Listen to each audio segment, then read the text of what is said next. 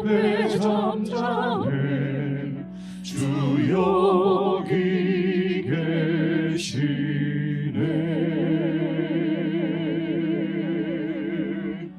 와서 모두 굽혀 경배해 신령과 진리로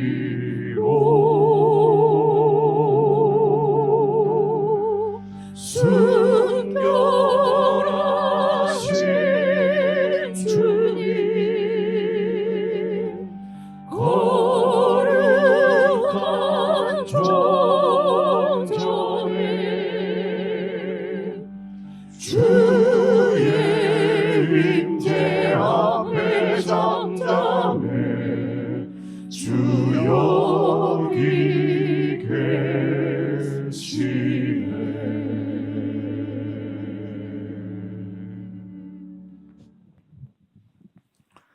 사랑하는 형제자매 여러분, 우리 모두 우리 모습 이대로, 우리의 연약함 그대로 받아주신 하나님이십니다. 그분의 임재 안에 우리가 살아갈 때에 우리는 하나님의 거룩한 자녀로 양육되어 가는 것입니다.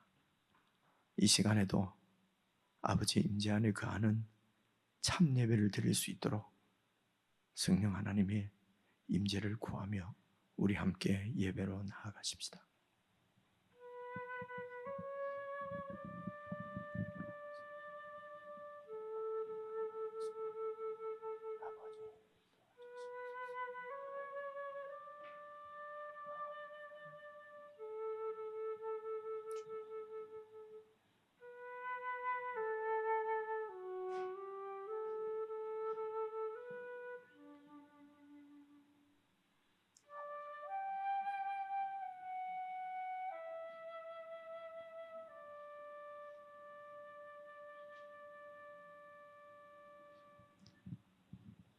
사랑하는 우리 주님께서 가르치신 기도를 하나님 아버지 앞에 함께 올려드리겠습니다.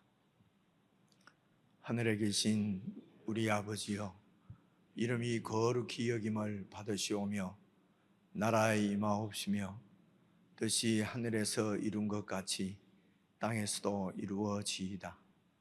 오늘날 우리에게 일용할 양식을 주옵시고 우리가 우리에게 죄 지은 자를 사하여 준 것 같이 우리 죄를 사하여 주옵시고 우리를 시험에 들게 하지 마옵시고 다만 악에서 구하옵소서. 대개 나라와 군세와 영광이 아버지께 영원히 있사옵나이다. 아멘.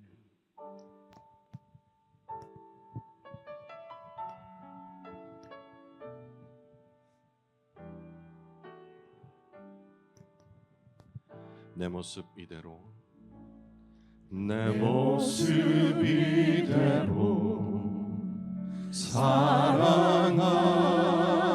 사랑하시네. 연약함 그대로 사랑하시네. 나의 모든 발걸음 주가 아시나니 날 인도하소서. 내 모습 이대로 사랑하시네. 연약함 그대로 사랑하시네. 나의 모든 발걸음 주가 아시나니 날 인도하소서.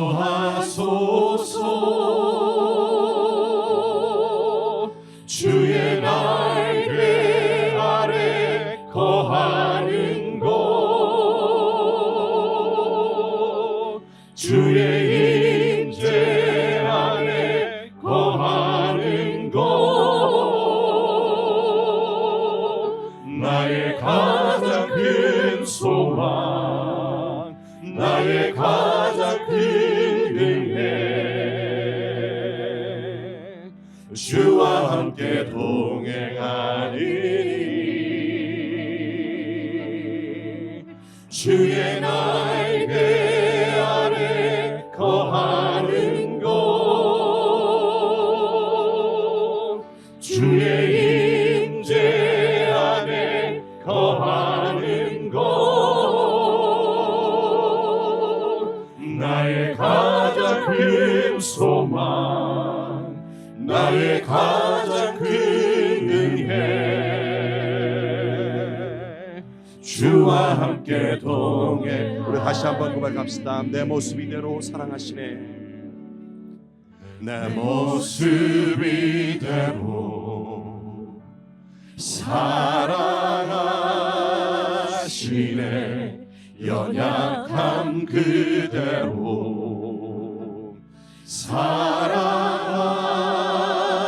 사랑하시네 나의 모든 발걸음 주가 아시나니 날 인도하소서 내 모습 이대로 사랑하시네 연약함 그대로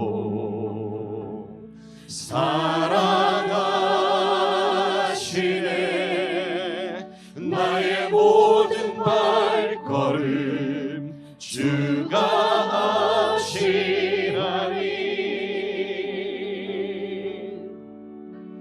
날 인도하소서 주의 날개 아래 거하는 곳 주의 날개 아래 거하는 곳 주의 임재 아래 거하는 곳 주의 임재 안에 거하는 곳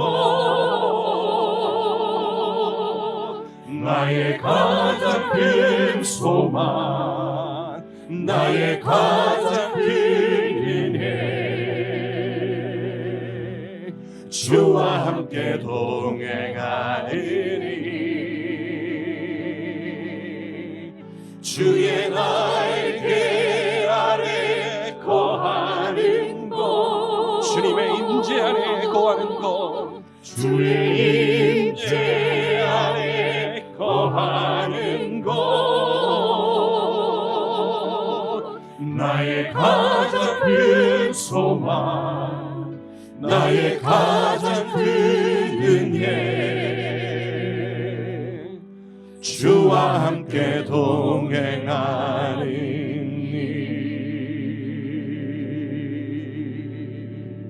아멘.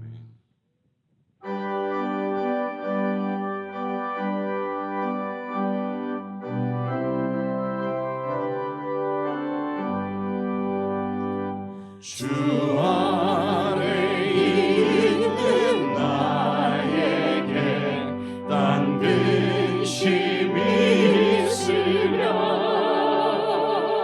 십자가 밑에 나가 내 짐을 풀었네 주님을 찬송하며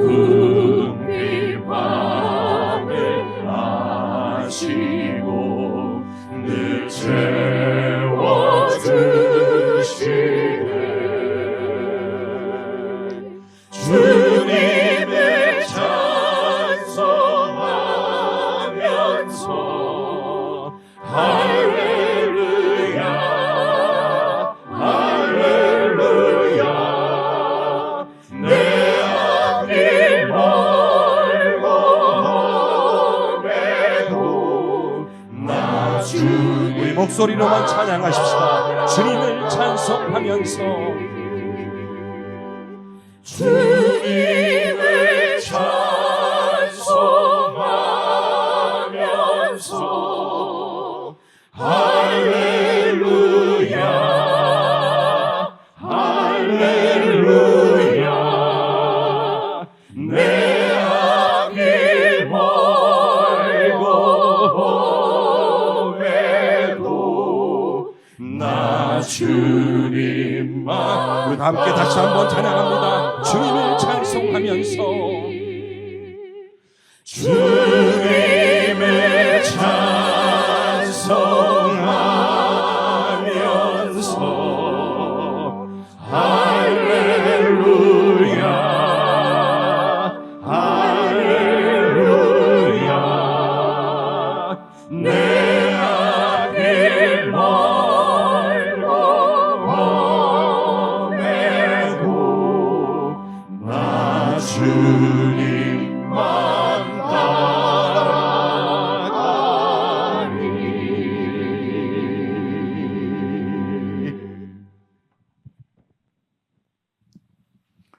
우리 합심해서 함께 기도를 드리십시다.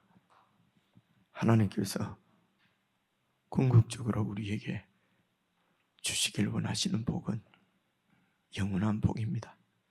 쇠하지 않고 사라지지 않는 영원한 하늘의 복을 주시기를 원하십니다. 그 복이 바로 하나님의 아들 예수 그리스도 우리의 주님이십니다. 기도하실 때에 늘 주님의 임재 안에 거하게 하시고 주님의 통치 안에 살아가게 하시고 주님과 동행하게 하시고 주님과 연합하여 주님의 가르침을 신실하게 살아내고 주님 뒤를 신실하게 좇는 참 제자의 삶을 살 수 있도록 주님의 참 제자가 될 수 있도록 성령 하나님 늘 저희를 도우시고 인도해 주십시오. 우리 합심해서 함께 기도하겠습니다.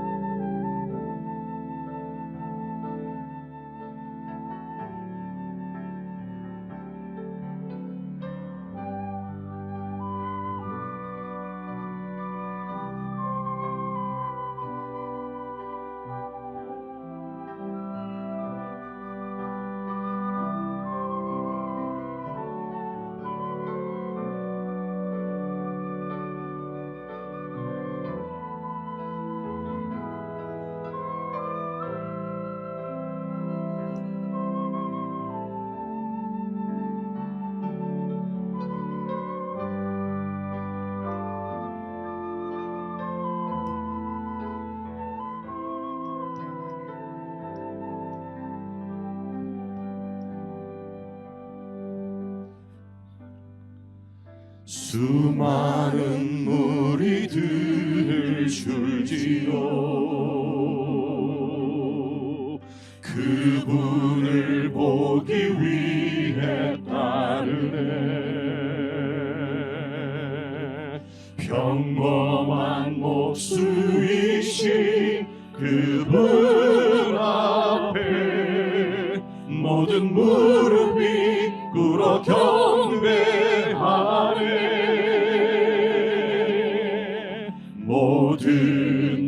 문제들 하나하나 죽음까지도 힘을 잃고 생명의 근원 되신 예수 이름 앞에 모든 권세를 굴복하네. 예수 이름 높이세 예수 이름 높이세 능력의 그 예수 이름 높이세 구원의 그 예수 이름을 부르는 자 예수 이름을 믿는 자 예수 이름 앞에 나오는 자 복이 있도다.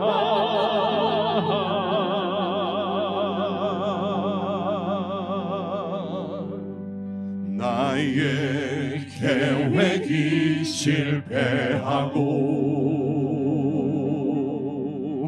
나의 소망이 끊어질 때 삶의 주관자 되신 그분 앞에 나의 무릎을 꿇어 경배하네. 나의 삶을 그분께 나의 삶을 그분께 맡길 때 비로소 나의 마음 평안해.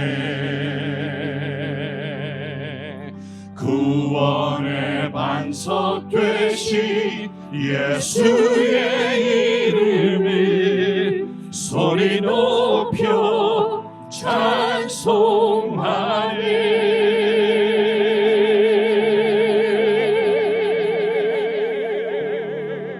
예수 이름 높이세 능력의 그 예수 이름 높이세 구원의 그 예수 이름을 부르는 자 예수 이름을 믿는 자 예수 이름 앞에 나오는 자 복이 있도다. 예수 이름 높이세 예수 이름 높이세 능력의 그 예수 이름 높이세 구원의 그 예수 이름을 부르는 자 예수 이름을 믿는 자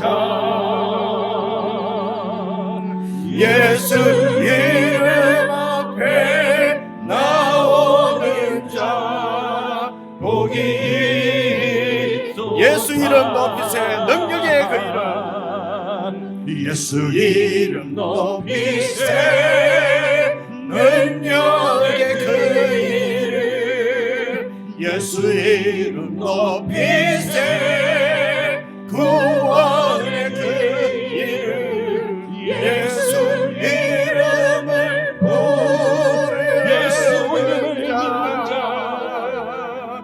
예수 이름을 믿는 자 예수 이름 앞에 나오는 자 복이 있도다.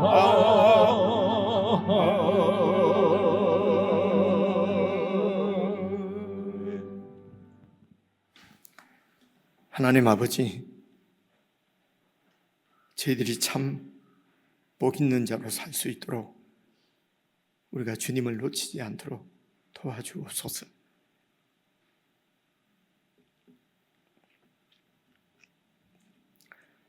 세상의 그 어떠한 일도 어떠한 것도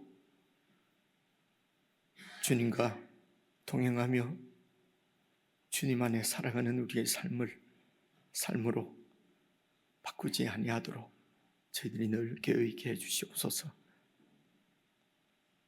주님의 말씀을 늘 가까이 하고 늘 은혜의 보좌 앞에 담대히 나아감으로 사랑하는 주님과의 친밀한 교제가 끊어지지 아니하도록 성령 하나님께서 저희들 가운데 교통해 주시기를 참으로 원하고 바라고 기도합니다. 사랑하는 주의 백성들의 소원이 주님의 임재 안에 거하는 것이 되게 하시고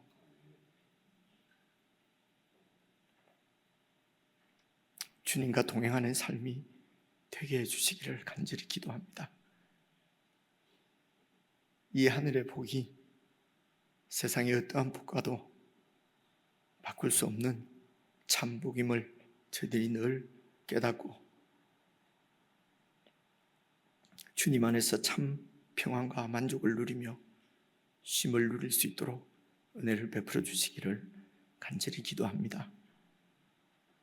오늘도 교회에 허락하신 주의 말씀을 저희들이 잘 살피고 이해하고 깨달아서 그 말씀이 우리의 삶이 되게 하시고 우리의 인격과 성품이 될 수 있도록 성령께서 새 창조의 역사로 함께해 주시기를 원하옵고 예수님 이름으로 기도드리옵나이다. 아멘.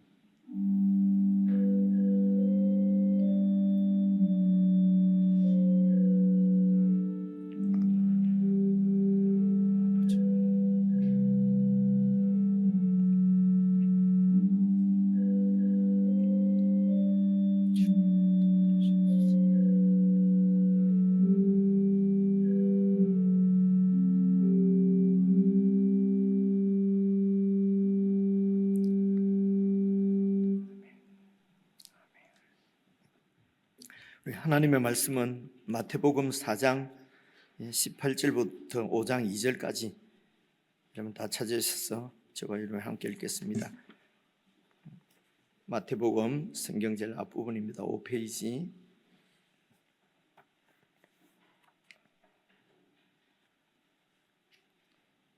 (4장) 18절부터 5장 2절까지입니다.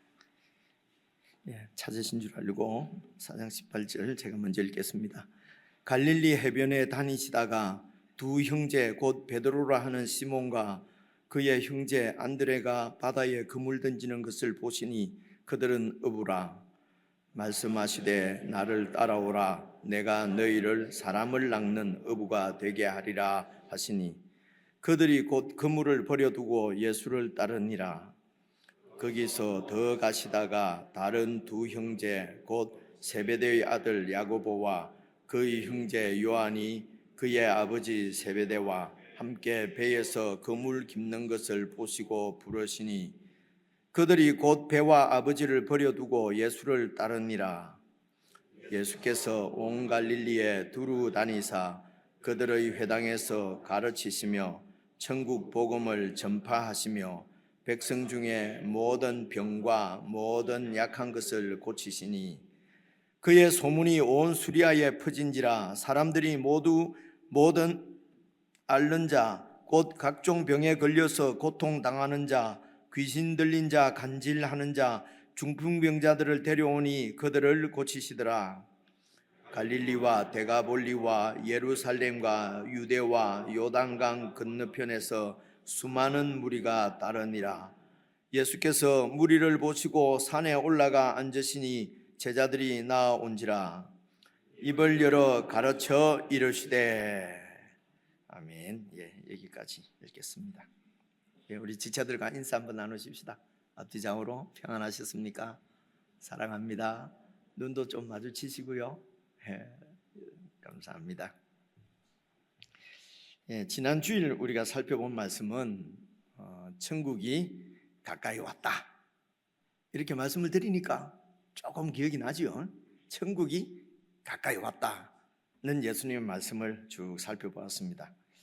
천국은 지난 주일 말씀드린 대로 하나님의 아들 예수 그리스도께서 통치하시는, 다스리시는 이상적인 나라. 그 이상적인 나라가 어떤 이상적인 나라입니까? 참 평화와 사랑의 나라가, 그 나라가 가까이 와 있다는 말씀이었습니다. 구약의 이 천국, 이 하나님의 나라의 모형이 바로 이스라엘이었습니다. 구약 성경에 나오는 이스라엘인데, 여러분 이제껏 우리가 하나님 말씀을 쭉 살펴본 말씀들을 기억해 보면은 구약의 그 하나님 나라 천국의 모형이었던 이스라엘의 실패, 그 이스라엘의 그 실패의 원인 중에 큰 문제 중에 하나가 이런 목자의 문제였습니다. 그래서 목자 하면은 이제는 여러 번 말씀을 드렸으니까 일단 구약의 어느 성경이죠? 이런 게 기억이 나면 기적이죠. 에스겔서 중에서도 34장이 이제 이 목자의 문제를 다루고 있는데, 제가 다시 기억을 상기시키기 위해서 찾아왔습니다. 에스겔서 34장 8절 한번 보고 싶죠. 주의 말씀에 에스겔 선지자가 이제 이스라엘 백성들에게 이렇게 이제 이 백성들은 포로들이죠. 이제 나라가 완전히 멸망하고 하나님의 나라가 멸망했으니까요. 하나님의 성전이 무너졌으니까 도저히 이것은 그 당시 이스라엘 백성들은 이 사실을 받아들일 수도 없고 이해할 수도 없었습니다. 그런데 이런 이스라엘 백성들에게 이제 에스겔이 하나님의 말씀을 전합니다. 주 여호와의 말씀에 내가 나의 삶을 두고 맹세하노라. 내 양떼가, 하나님의 백성이죠, 내 양떼가 지금 노략거리가 되고 모든 들짐승의 밥이 된 것은 목자가 없기 때문이다. 목자가 있었어요. 그런데 참 목자가 없었다는 것입니다. 그 하나님의 목자들이, 내 목자들이 내 영을 찾아, 내 양을 찾지 아니하고 내 양을 먹이지 아니하고 자기만 먹이고 내 양떼는 먹이지 아니하였도다. 그래서 34장 그 15절로 내려가면은요, 하나님께서 내가 친히 내 양의 목자가 되어서 그것들을, 그 양들을 누워있게 할지라. 누워있게 한다는 편히 쉬게 한다는 거예요. 내가 직접 내 양들의 목자가 되어서 내 양을 편히 쉬게 하겠다. 주 여호와의 말씀이니라. 그 잃어버린 자를 내가 찾아오고 쫓겨난 자를 내가 평안히 돌아오게 하고 상한 자를 내가 싸매주고 병든 자는 내가 강하게 하려니와 살찐 자와 강한 자는 내가 없애고 정의대로 내 백성들을 먹일 것이다. 이 하나님의 약속을, 이 약속을 어떻게 이루시는가? 쭉 내려가세요. 34장 23절 보시면요, 내가 한 목자를 그들 위에 세워서 그 백성들을, 내 양들을 먹이게 하리니 그는 내 종 다윗이다. 자, 이 다윗이 이제는 예수 그리스도다라고 하는 것을 이제 우리가 지금까지 확인해 봤고요, 우리가 잘 알고 있는 말씀입니다. 내 종 다윗이라. 다윗이 바로 이 이스라엘의 그 시족격이니까요, 그렇죠? 그런데 지금 이스라엘이 완전히 멸망한 상황이니까요. 바로 역사 가운데 있는 다윗은 아니죠, 그렇죠? 그는 내 종 다윗이랑 예수 그리스도를 말씀하는 것입니다. 그 다윗이 내 종이 그들을, 이 하나님의 종이라는 말은 메시아라는 뜻입니다, 그렇죠? 그리스도라는 말이에요. 더 이상 설명 안 하겠습니다. 많이 했으니까요. 그가 그들을 먹이고 그들의 목자가 될지라. 그렇게 해서 나 여호와는 그들의 하나님이 되고, 하나님의 나라죠. 하나님께서 왕으로서 그 나라를, 백성들을 통치하시는 하나님 나라가 되고, 근데 그 왕권은 누가 행사합니까? 내 종 다윗이 그들 중에 왕이 되리라. 이게 바로 하나님 나라입니다. 바로 천국이죠. 그래서 하나님은 이 이상적인 예수 그리스도께서 왕이 되시는 이 나라를 이제 어떻게 이렇게 이상적인 나라로 만들어 가시는가 하는 것이 이제 35장, 36장에 가면은요, 이렇게 되어 있어요. 26절, 27절. 우리가 다 살펴본 말씀이니까 여러분 읽어보면 익숙할 거라고 생각합니다. 자, 26절을 보시면요, 또 새 영을 너희 속에 두고. 새 영이 뭘까?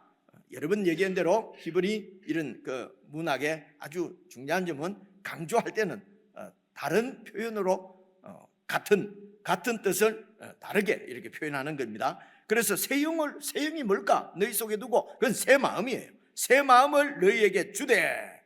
새 마음을 준다는 것이 무슨 뜻입니까? 너희 육신에서 굳은 마음, 고집스러운 마음, 완고한 마음, 자기중심적인 마음, 이기적인 마음을 제거하고 부드러운 마음, 온유한 마음을 줄 것이며, 그리고 그 마음 가운데 또 내 영을, 이 내 영은 하나님의 영입니다. 성령님을 너희 속에 두어서, 그렇게 해서 결국 하나님께서 하시고자 하는 것이 무엇입니까? 너희로 내 율례를 행하게 하고, 그리고 너희가 내 규례를 지켜 행할지라. 지키고, 내 규례를 지키고 내 율례를 행하도록 하나님의 뜻을 우리가 행함으로 하나님의 뜻이 이루어지는 것이죠. 백성들이 이런 왕의 통치를 잘 받음으로, 그렇게 해서 왕의 뜻이 이루어짐으로 이상적인 나라가 세워지는 것입니다. 참 사랑과 평화, 공의의 나라가 이루어지는 것이죠. 그래서 하나님의 율법도 보시면요, 여러분 십계명도 잘 보시면은 이게 참 사랑과 평화입니다. 하나님을 사랑하고 이웃을 사랑하고 지체를 사랑하는 것이죠. 이것이 바로 하나님 앞에 공의라는 것입니다. 그래서 공의의 나라가 되게 하겠다는 것입니다. 이게 하나님의 약속이었습니다. 되었습니다. 이 약속을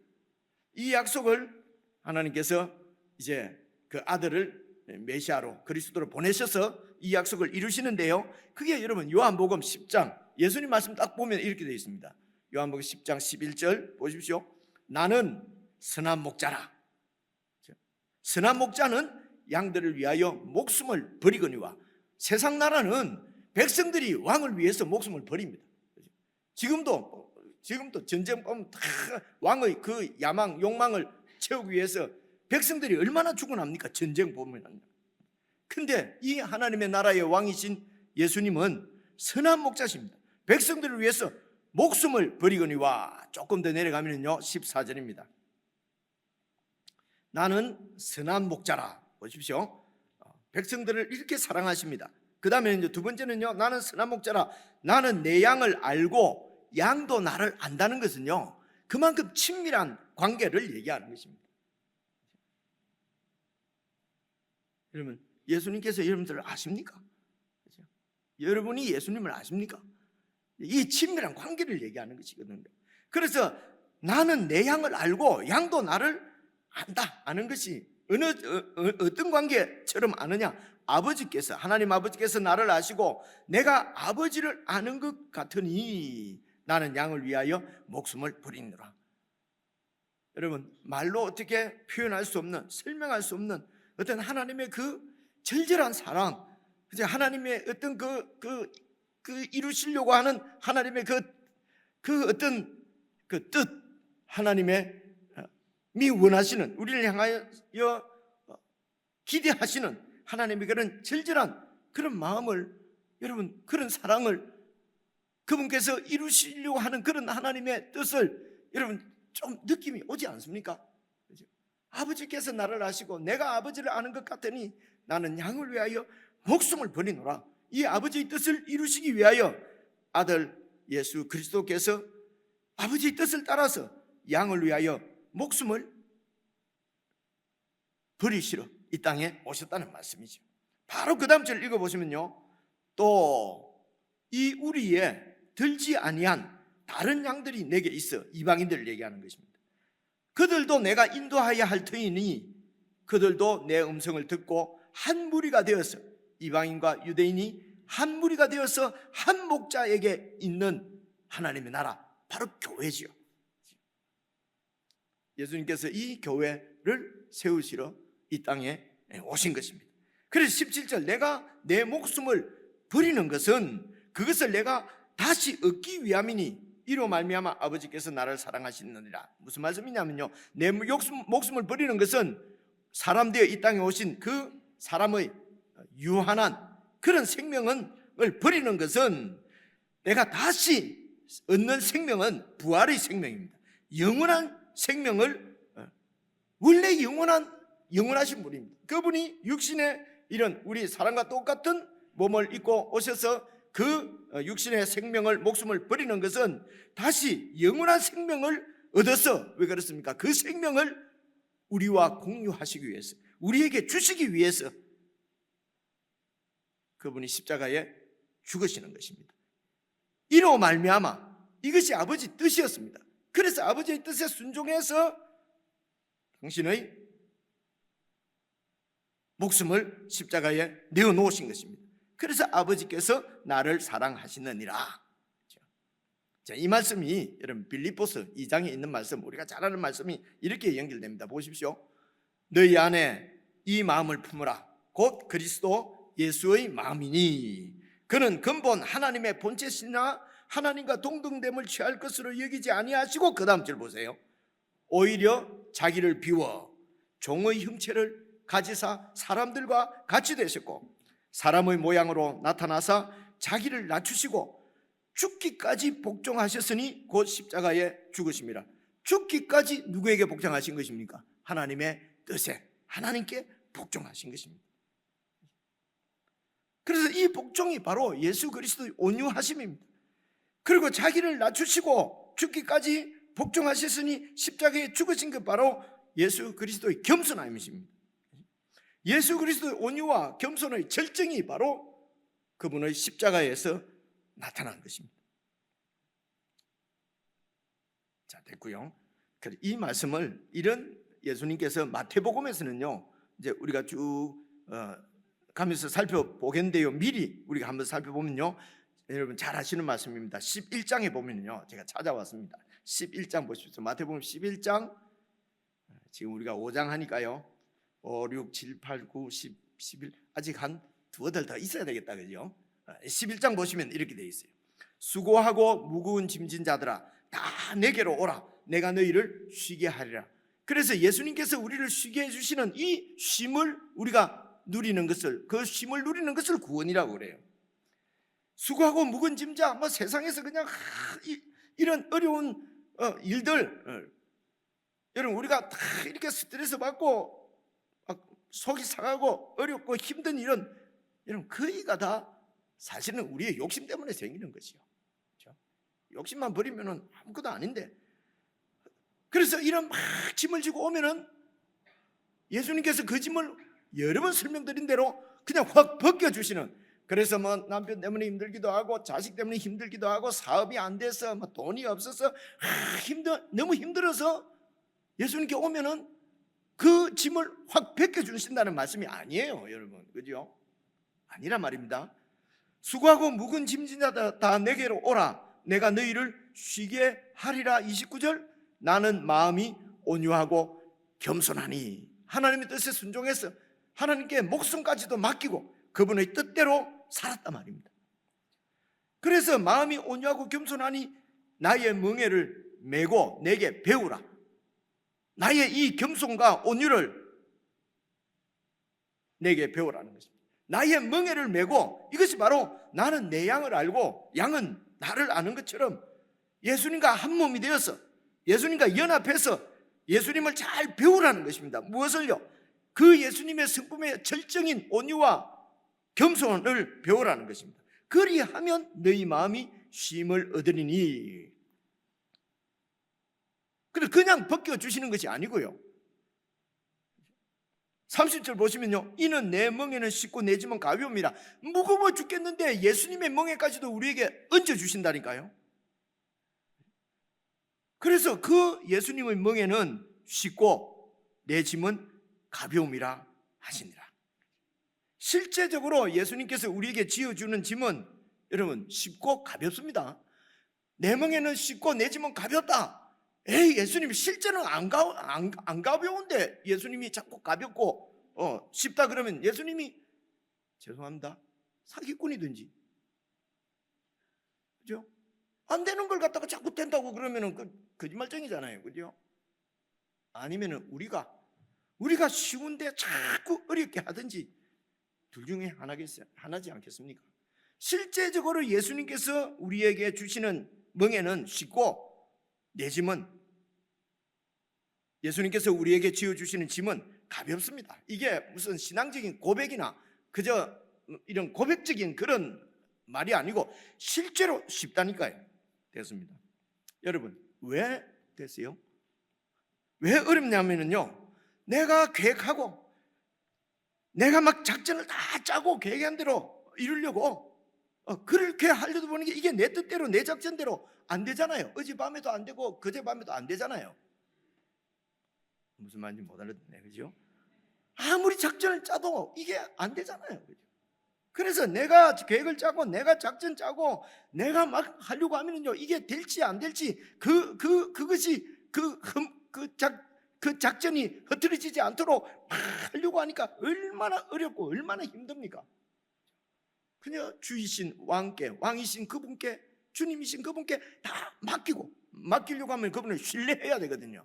그분이 나를 알고 내가 그분을 아는 것처럼 그런 친밀한 관계가 이루어지지 않으면, 신뢰가 형성되지 않으면 믿을 수가 없지요. 그렇죠?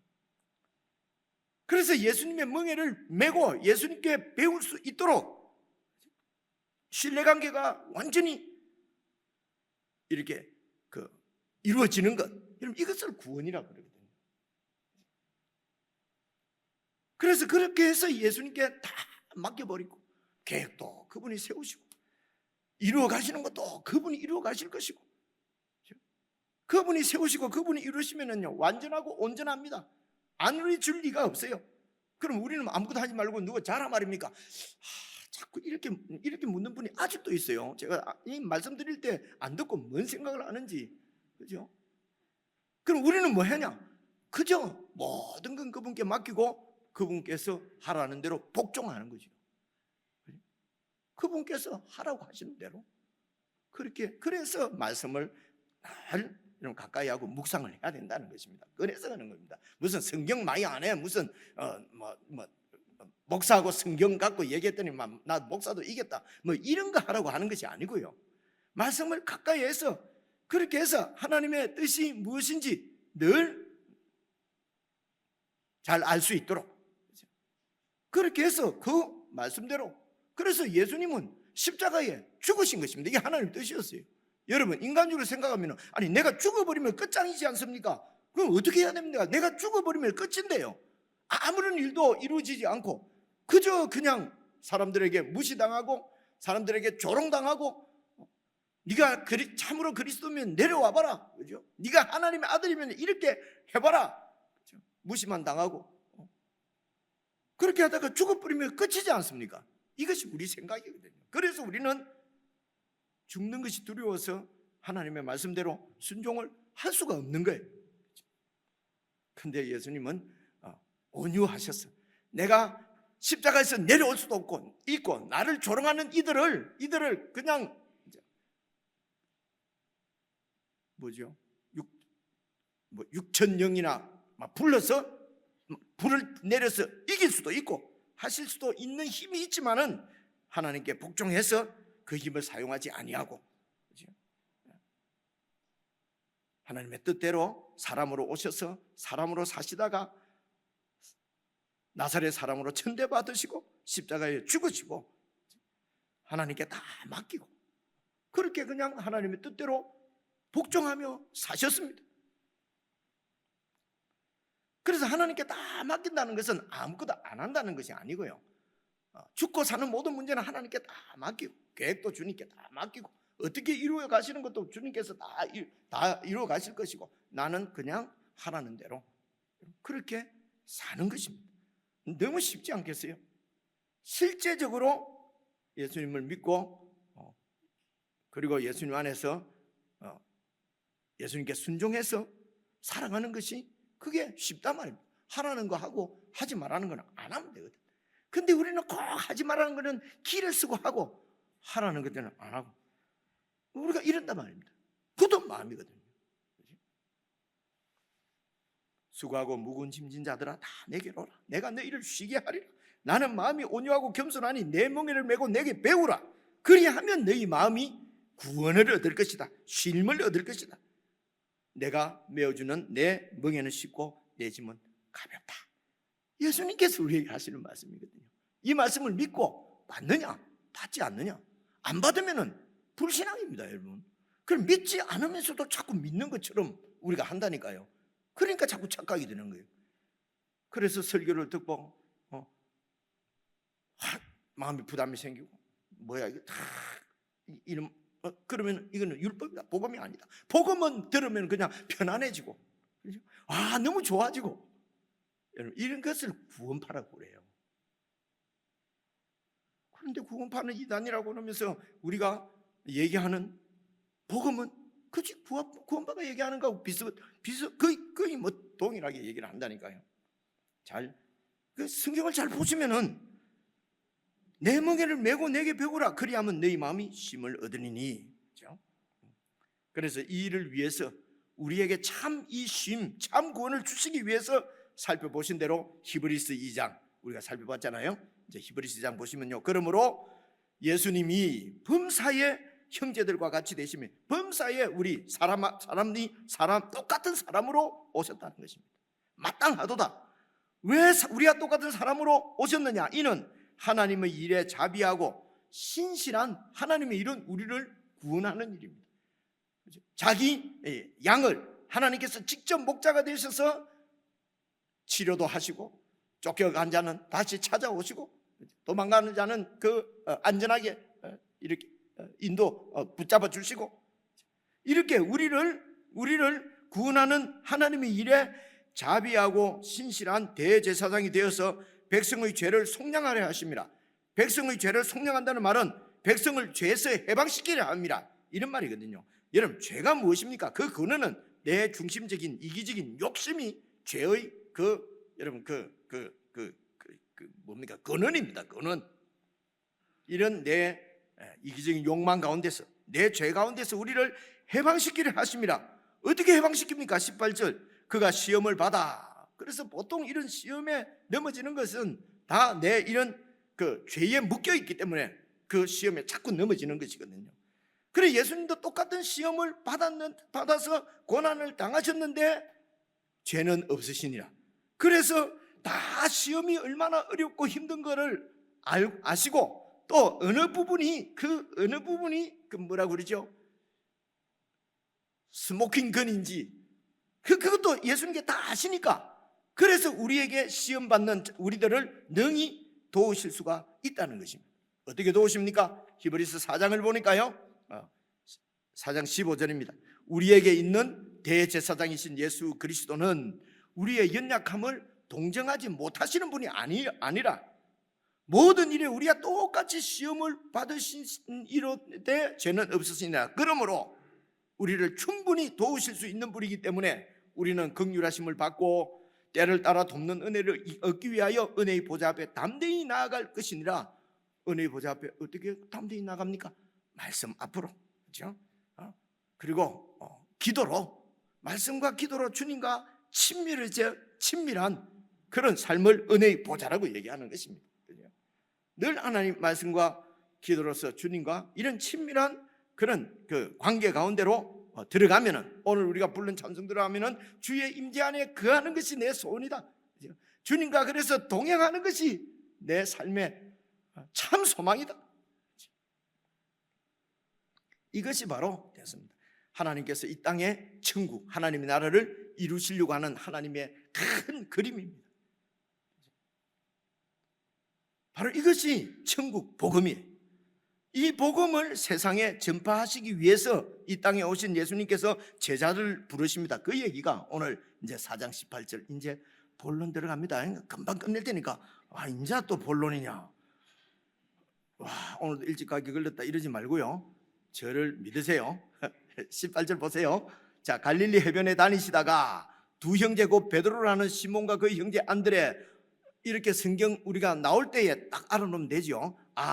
그 베드로하고 안드레하고는 형제구나. 그렇죠? 알았습니까? 지금까지? 그죠? 안드레. 자, 알으신 분은 확인하고 몰랐던 분은 이제 지금 알면 되죠.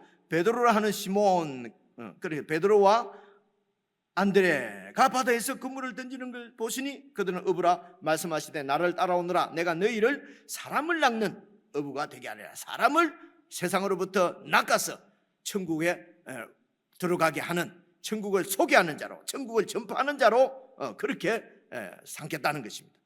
그래서 20절 그들이 곧 그물을 버려두고 예수를 따르니라. 부르자마자 따랐다. 그래, 이 설명은 이전에도 여러 번 드린 것 같은데 지금 또 설명드리면은 또 여러분 너무 흩어지니까요. 이렇게 아니 부르시면 팍 저절로 따라집니까? 이런데 의문이 드는 분은 나중에 개인적으로 시간 내서 오세요. 그러면 제가 앞뒤로 여러분 찾으면은 이게 어떤 의미인지 알 수가 있도록 도와드리도록 하겠습니다. 20절 보시면요, 그들이 곧 그물을 버려두고 예수를 따르니라. 거기서 더 가시다가 다른 두 형제를 만났는데 곧 세베대의 아들 야고보와 그 형제 요한과 이 야고보하고 요한이 또 형제예요. 그렇죠?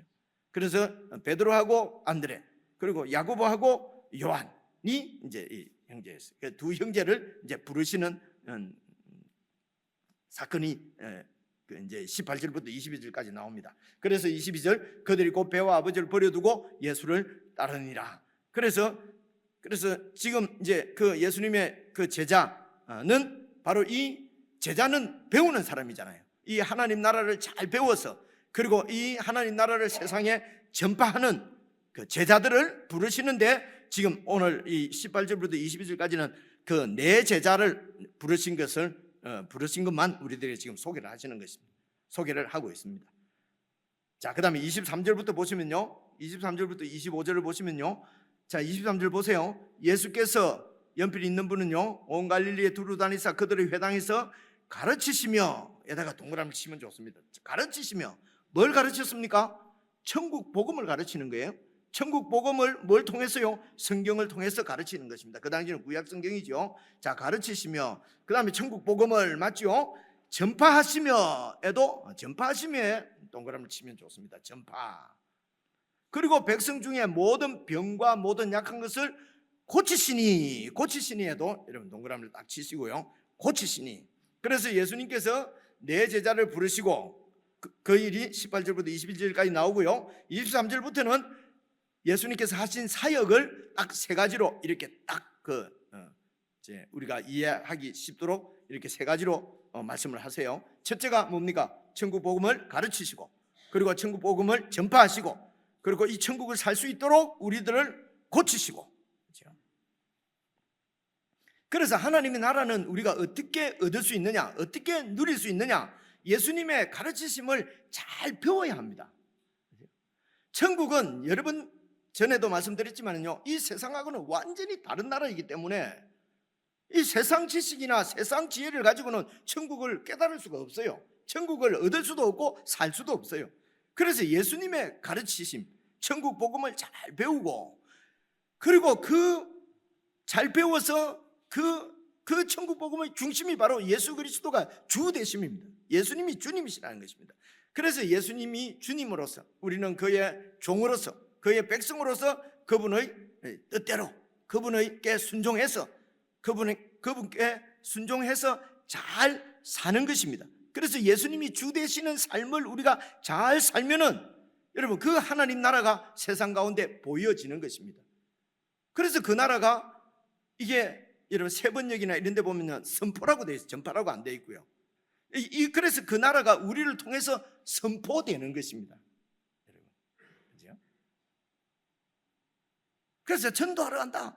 이 하나님의 나라를 잘 모르면서 전도한다 하는 것은 이걸 어불성설이라고 그래요. 이게 되질 않아요. 우리가 하나님 나라를 잘 배우고 그 나라를 살아내는 것입니다. 그러면 하나님 나라가 보이지요. 선포되는 거죠. 우리가 그 나라를 선포하는 것입니다. 예수님이 우리를 통해서 그 나라를 전파하시는 것이죠. 근데 그래서 이 하나님 나라를 우리가 살아가려고 하는데 우리의 약함이 있어요. 우리의 병든 곳이 있어요. 우리 뜻대로 잘 안 되는 거예요. 잘 인용해서 하지요. 이것도 그런 말은 아닌데도 마음은 원인데 육신이 약하다. 근데 성경적으로는요, 마음이 안 원해요. 자기 좋은 대로 그냥 육신대로 하는 거지. 마음은 원하는데 육신이 약하다. 앞으로는 그런 거짓말은 안 하시면 좋겠어요. 거짓말을 안 해야 진리가 이루어질 것 아닙니까? 근데 자꾸 그렇게 거짓말을 하니까 죽을 때까지 마음은 원이로되 육신이 약하다. 마음은 천국 가고 싶은데 육신이 약해서 지옥 가는구나. 막판에 이래야 된다니까요. 놀래도 안 하네요. 그래서 그 천국의 삶을 살 수 있도록 하나님이 우리의 연약한 것을 고쳐주십니다. 여러분, 그것이 병을 고치고 약한 것을 고친다 이렇게 나와 있잖아요. 자, 그래서 예수님께서 이제 이 다른 건 다 좋은데 병 고친다고 했잖냐. 예수님 병 고치러 왔잖냐. 그죠? 그래서 예수님이 우리 육신의 병을 고치러 온 것으로 육신의 병도 고쳐 주시지요. 왜냐하면 그분이 우리를 창조 주시니까 고칠 수 있지요. 근데 그분은 우리의 육신의 이런 이 병을 고치러 오신 분이 아니란 말입니다. 근데 많이 고쳤잖아요. 그래서 육신의 병을 고치는 것을 가지고 이 영혼을 고치시고, 그래서 하나님의 자녀로 그렇게 구원하시고 자녀로 살 수 있도록 우리의 모든 약함을 고치시는 분인 것을 우리에게 보여주시기 위해서 육신의 병을 고치는 거예요. 자, 그 얘기가 여러분, 이 복음을 전파하는 것이 이사야서 61장, 여러분 이사야서는 66장까지 있는데 구약에, 그죠? 예수님 오시기 전에 600년 전에 이렇게 그 말씀을 이스라엘 백성들에게 이렇게 하나님의 말씀을 전한 선지자라고 우리가 이제 잘 배웠잖아요. 그렇죠? 근데 이 이사야서가 특별히 이스라엘 백성들에게 하나님의 그 말씀을 전하면서 바로 예수 그리스도에 대해서 예언한 그런 말씀이 많이 나와요. 자, 그 중에 하나가 이사야서 61장 1절 보시면요, 주 여호와의 영이 내게 내리셨으니, 보십시오, 이는 여호와께서 내게 기름을 부으시고, 기름을 부으신다면 하나님이 일을 맡기신다는 것이에요. 일을 맡겨서 이렇게, 이게 메시아라고 그래요. 기름 부음 받은 자가 바로 메시아, 히브리 말로 메시아거든요. 헬라 말로는 그리스도고요. 그래서 여호와께서 내게 기름을 부으셔서 메시아로 이 땅에 보내셔서 가난한 자에게 아름다운 소식을 전하게 하려 하십니다. 가난한 자에게, 그렇죠? 그래서 마음이 부자면은 이 소식이 들어도 별로 잘 살고 있는데 무슨 예수까지 믿어, 그죠? 안 믿어도 되니까. 그래, 가난한 자에게 아름다운 소식을 전하게 하려 하심이니라. 가난한 자가 어떤 자들입니까? 나를 보내사 마음이 상한 자를 고치며, 포로된 자에게 자유를, 갇힌 자에게 노임을 선포하며. 마음이 상한 자. 근데 사실은 이제 이 말씀이 이스라엘 백성들이 결국은 바벨론으로 포로로 잡혀가서 하나님의 나라, 하나님의 백성들이, 여러분, 그 성전이 무너지고 또 예루살렘 성이 무너지고 하나님의 도성이 무너지고 지금 바벨론 이방 땅에 여러분 이렇게 포로로 잡혀와 있거든요. 그래, 그들은 도대체 신앙의 회의도 있습니다. 도대체 하나님의 성전이 무너질 수가 있단 말이냐, 마음이 극도로 상해 있습니다. 이제는 더 이상 여러분 보시면요, 포로된 자 이제 절망입니다. 이제는 그런 절망에 꽉 붙잡혀서 아무런 소망이 없어요. 갇힌 자. 그래서 그들은 절망과 그냥 이런 전혀 소망 없는 가운데 갇혀서 아무런 희망도 없이 그렇게 살고 있는 그들에게 여러분 노임을 선포하고, 상한 자를 고치고 포로된 자에게 자유를, 갇힌 자에게 노임을 선포하는 이 구약의 그 바벨론 구약 백성들이, 그 하나님의 백성들이 바벨론 포로로 잡혀 있는 그 상황을 통해서 그리스도께서 어떤 일을 하실 것인지를 지금 61장에서는 지금 보여주시고 예언하고 있는 것입니다. 바로 그 다음 절 보시면요, 2절입니다. 여호와의 은혜의 해와 우리 하나님의 보복의 날을 선포하여 모든 슬픈 자를 위로하되, 무릇 시온에서 슬퍼하는 자에게는 화관을 주어, 시온에서 하나님의 도성에서 슬퍼하는 자에게는 화관을 주어서 그 죄를 대신하며 기쁨의 기름으로 그 슬픔을 대신하며 찬송의 옷으로 그 근심을 대신하시고, 그들이 의의 나무, 의로운 나무, 곧 여호와께서 심으신 그 의로운 하나님의 백성, 하나님의 나라 백성으로서의 영광을 나타내실 분이 바로 그리스도 메시아라는 것입니다. 그래서 이런 여러분 그 구약의 이사야서의 61장에 있는 대로 이런 말씀이 구약에 많이 나와요. 이 말씀을 이루시기 위하여 하나님께서 그 아들을 메시아로 보내셨습니다. 그래서요, 마태복음에 이제 보면은 9장입니다. 마태복음 9장에 보시면은 우리가 이제 좀 있으면 또 살펴본 말인데 잘 보십시오. 예수께서 마태의 집에서 앉아 음식을 잡수실 때에 많은 세리와 죄인들이 와서 음식을 먹는다는 말은 한 식구라는 거예요. 그냥 친밀한 교제를 뜻하는 것입니다. 그래서 이 유대 이스라엘 백성들은 이런 이방인들과 이런 교제를 하지 않습니다. 음식을 잡수실 때에 많은 세리와 죄인들이 와서 이 세리와 죄인들과는 함께 이런 교제를 안 한다는 거죠. 그래서 예수와 그의 제자들과 함께 세리와 죄인들이 앉았어요. 그래서 바리새인들이 이를 보고 그 제자들에게 이르되 어찌하여 너희 선생은 세리와 죄인들하고 함께 잡수시느냐. 그 다음 절 보시면요, 예수께서 들으시고 이르시되 건강한 자에게는 의사가 쓸데없고 병든 자에게라야 쓸데있느니라. 그래 예수님은 의사로 병든 자를 고치러 왔어요. 그런데 이 병든 자가 육신의 병이 아니고요. 여기서는 보십시오. 병든 자에게 쓸데있느니라. 너희는 가서 내가 긍휼을 원하고 제사를 원하지 아니하노라 하신 뜻이 무엇인지 배우라. 하나님 말씀에서 잘 배우라는 것입니다. 나는 의인을 부르러 온 것이 아니요 죄인을 부르러 왔노라. 죄병에 걸린 자, 영혼의 병에 붙잡혀 있는 자, 영혼의 약함 가운데 있는 자를 고쳐서 그들을 건강하게 그 하나님의 나라를 잘 살아갈 수 있도록 강건한 사람으로 치료하시고 고치시겠다는 것입니다. 그래서 죄인을 부르러 왔노라. 죄인을 불러서 하나님의 의로운 자녀로 백성으로 만드시겠다는 것입니다.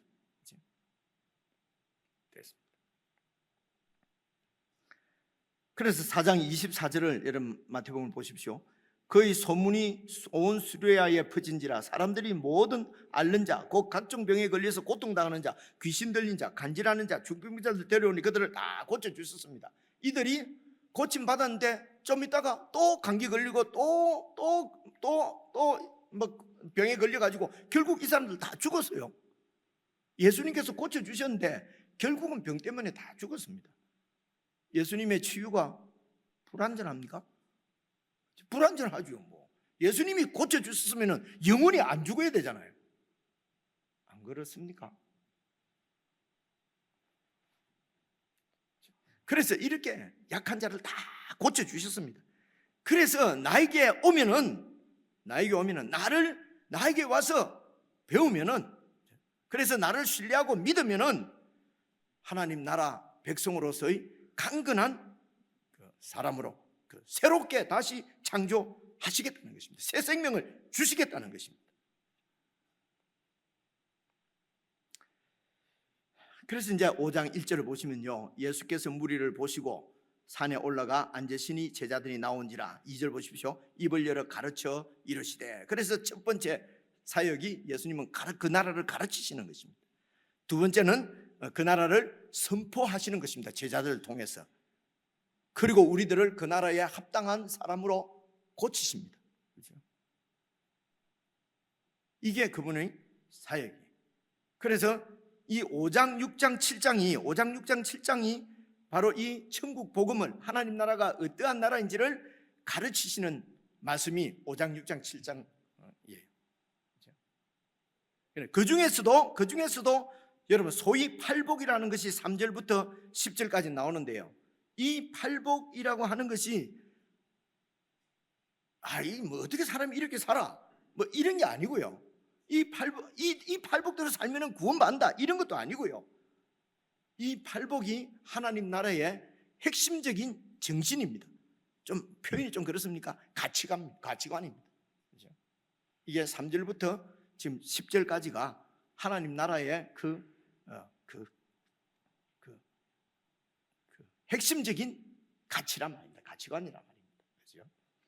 그래서 이제 이걸 이제 3절 심령이 가난한 자에 대해서 한 주 설교하고, 또 애통하는 자는 어떤 것인가 또 한 주 설교하고, 그죠? 또 온유한 자는 그 다음 주에 또 설교하고, 그러면 하는 나도 지치고 듣는 여러분도 도대체 지치고. 내가 그 말이 제 생각은요, 3절부터 그냥 10절까지 쭉 읽으면 이게 무슨 말인지 알 수 있어요. 조금 설명은 다음 주에 하기로 하고, 오늘 다 하려고 그랬는데 다음 주에 하고 그냥 한번 읽어볼게요. 3절 한번 봐보십시오. 5장 3절. 심령이 가난한 자는 복이 있나니 천국이 그들의 것입니다. 세상은요, 부자가 되면은 천국을 살 수 있을 것처럼 생각해요. 그렇죠? 부자가 되면은 교회에서도 아주 멋진 교인으로 살 수 있을 것 같고, 그렇지 않아요. 가난한 자가 천국의 복을 누린다는 것입니다. 4절 보십시오. 애통하는 자는 복이 있나니 그들이 위로를 받을 것이며 하나님이 위로를 받는다는 거죠. 애통하는 자가 하나님 앞에서. 그래서 여러분 미리 말씀드린데 3절, 4절, 5절, 6절까지는 하나님과의 관계에서의 이 얘기입니다. 우리의 그런 가치, 그런 정신이고요. 7절부터 10절까지는 사람과 사람 사이의 문제. 그래, 애통하는 자가 하나님의 위로를 받습니다. 우리 세상은요, 눈물을 안 흘리려고, 애통한 일을 안 당하려고 막 힘을 성공도 해야 되겠고 출세도 해야 되겠고, 그죠? 만약에 내가 권력을 잡지 못하면 슬픈 일이 반드시 닥친다고 믿기 때문에요. 그런데 성경은 애통하는 자가 복이 있대요. 이 참, 5절 보십시오. 온유한 자는 복이 있나니 그들이 땅을 기업으로 받을 것이요. 온유한 자는 이렇게 힘이 있는데도 힘을 안 쓰고 아주 착한 사람은 세상에서 땅을 기업으로 못 받지요. 그죠? 가만히 있는데 누가 땅 줍니까? 땅 하려면 미리 정보도 빼내야 되고요. 권력이, 권세가 있어야 되고 좀 아는 사람이 있어야 되고요. 그죠? 그리고 하이 리스크를 감수하고 그냥 해야지 얼마나 스트레스 받겠습니까? 그런데 온유한 자가 땅을 기업으로 받습니다. 그래서 이 땅은 여러분 이 세상에 속한 땅을 얘기하는 게 아니에요. 하나님의 나라를 얘기하는 것입니다. 온유한 자가 하나님 나라를 내 소유로 기업으로 받는다는 얘기예요. 그렇죠? 부동산 잘 된다는 게 아니에요. 6절입니다. 의에 줄이고 목마른 자는 복이 있나니 그들이 배를 부를 것이며, 의라고 하는 것은 하나님과의 관계의 문제라고 여러 번 말씀드렸잖아요. 하나님과의 이런 친밀한 관계를 놓치지 않기 위해서 하나님과 더 가까이, 그래서 의에 줄이고 목마른 자는 참 배부름을 얻을 것이라는 것입니다. 우리는 뭐라고 그럽니까? 하나님 말씀대로 이렇게 하다가는 그럼 맨날 예배당면 가라는 말입니까? 그거는 그냥 그냥 조금만 하고, 그러고 세상에 할 일이 얼마나 많은데요. 그죠? 그래서 예수는 대학 가서 믿어도 되니까 늦지 않았다. 그래, 지금 난 공부를 해야 된다. 대학 가고는 열심히 해서 일단 좋은 직장 가서 믿어도 되니까 열심히 자격증 따고, 직장 들어가니까 무슨 교회가 문제가 아니다. 결혼을 잘해야 된다.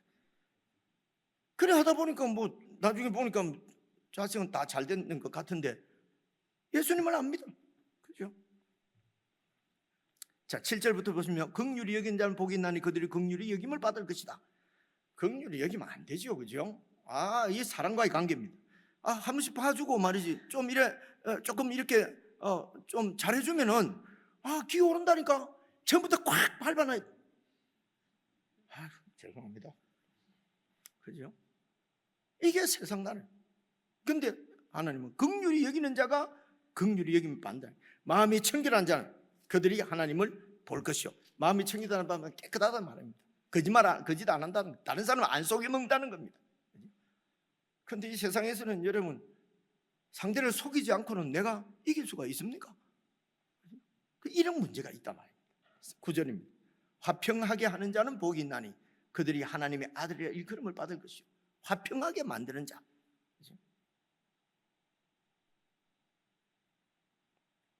10절입니다. 의를 위하여 박해를 만드는 복이 있나니 천국이 있거든 것입니다. 하나님과의 관계 때문에 박해를 받는 일이 많지요. 여러분 조금 더 설명할 것도 없지요. 그래, 읽어보시면 그죠. 바로 이 8가지 복이, 이게 하나님 나라의 가치관입니다. 하나님 나라의 원리고요. 하나님 나라의 방식인데, 이 원리와 방식이 여러분 잘 모르겠다 싶습니다. 여러분 어떻게 살아갈 것인가, 어떻게 예수를 믿을 것인가, 어떤 방식으로 어떻게 살아갈 것인가. 세상 사람들이 하는 것, 세상이 하는 대로 반대로 하면 됩니다. 세상의 가치와 반대되는 가치를 추구하면 되고요. 세상 살아가는 방식과 반대로 살아가면 돼요. 세상 사람들이 서울로 그러면 우리는 장유로 이렇게. 그렇죠? 세상 사람들이 큰 거 할 때는 우리는 작은 대로. 그래 자꾸 커지려고 하지 마시고요. 세상 사람들은 자꾸 사업을 확장 자꾸 줄이세요. 이렇게. 귀 있는 자는 들으시고요. 그래서 무조건 이제 잘 모르면 그런 것이고, 근데 하나님 뜻을 잘 알면은 좋겠지요. 그래서 이런 삶을 여러분 로마서 12장에는 여러분 잘 아시는 말씀 이렇게 얘기합니다.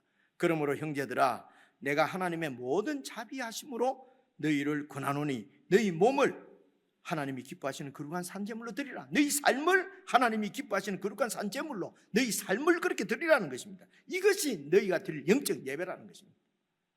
영적 예배는 영적으로 뭔가 뭐 이런 거 아니에요.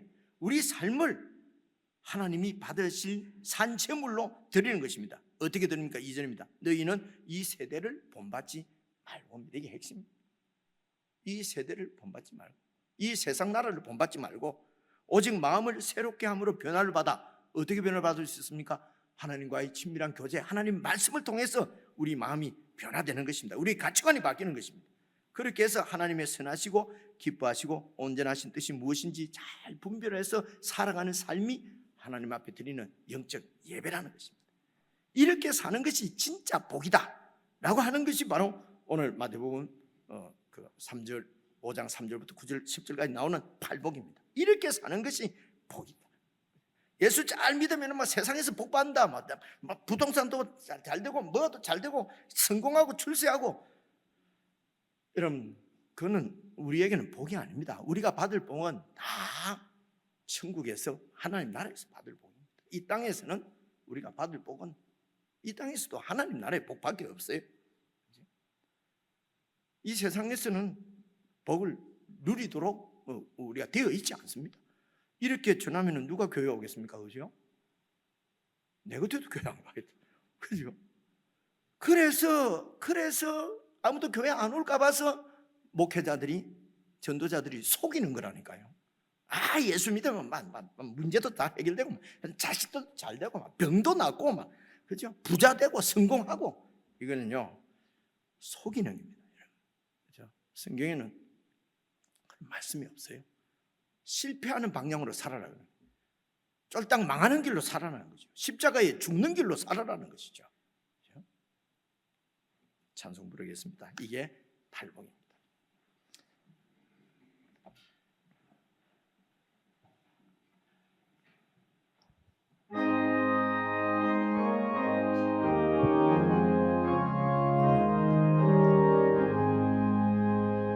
마음 가난한 사람 복이 있나니 천국이 저들의 것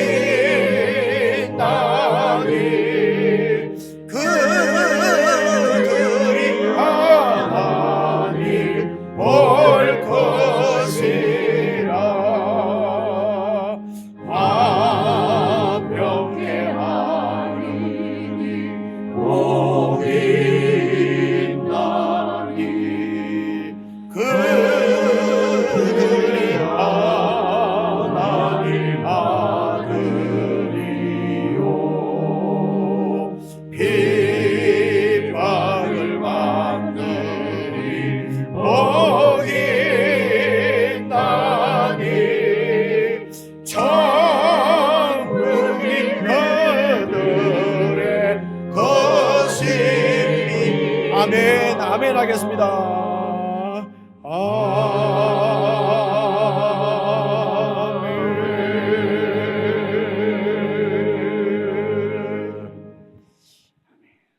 한 1분 정도 개인적으로 기도를 드리십시다. 정말 하늘의 복을 추구하며 살고 있는지, 아니면 예수 믿어 세상 복으로 행복을 누릴 수 있다고 생각하고 있는 것은 아닌지, 정말 우리는 이 하나님 나라를 추구하고 그 나라를 살기를 원하는지,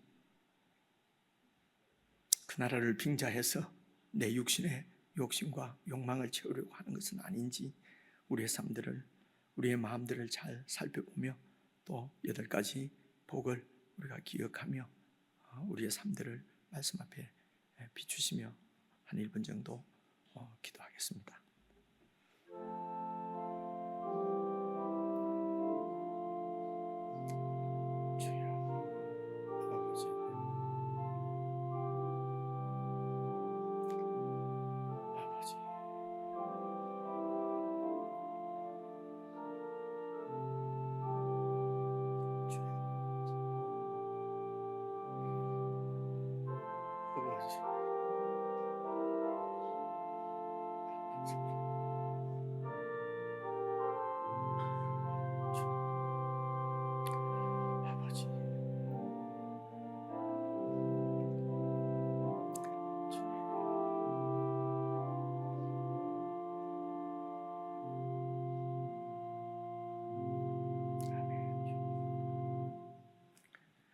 우리 주 예수 그리스도의 은혜와 하나님 아버지의 그 크신 사랑과 성령님의 교통하심이 주님을 따라 주님의 나라를 신실하게 살아내기를 원하는 모든 주의 백성들에게 영원붕토록 함께 하시기를 간절히 축원하옵나이다. 아멘.